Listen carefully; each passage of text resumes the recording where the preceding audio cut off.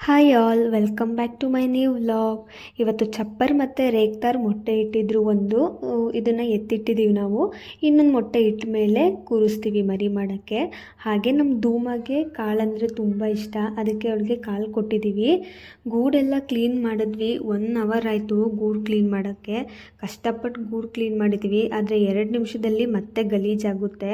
ಮರಿ ಇದ್ದರೆ ಅಂತೂ ಕೇಳೋದೇ ಬೇಡ, ಅಷ್ಟು ಗಲೀಜಾಗುತ್ತೆ. ಕ್ಲೀನ್ ಮಾಡಿ ಪೇಪರೆಲ್ಲ ಹಾಕಿ ಬಿಟ್ಟಿದ್ದೀವಿ. ಫಸ್ಟು ನಮ್ಮ ಸ್ನೇಕ್ ಜೋಡಿನ ಬಿಟ್ಟಿದ್ದೀವಿ. ನೆಕ್ಸ್ಟ್ ಅದಾದಮೇಲೆ ಜಾಕ್ ಜೋಡಿ, ಆಮೇಲೆ ಚಪ್ಪರ್ ಮತ್ತು ರೇಕ್ದಾರು, ಸಬ್ಜಾ ಮತ್ತು ಧೂಮ ರೇಕ್ದಾರು, ದುಬಾಸ್ ಮತ್ತು ಚೀನಿ.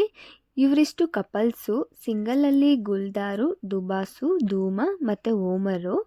ಆಮೇಲೆ ನಮ್ಮ ದುಬಾಸ್ ಮತ್ತು ಚೀನಿ ಪಟ.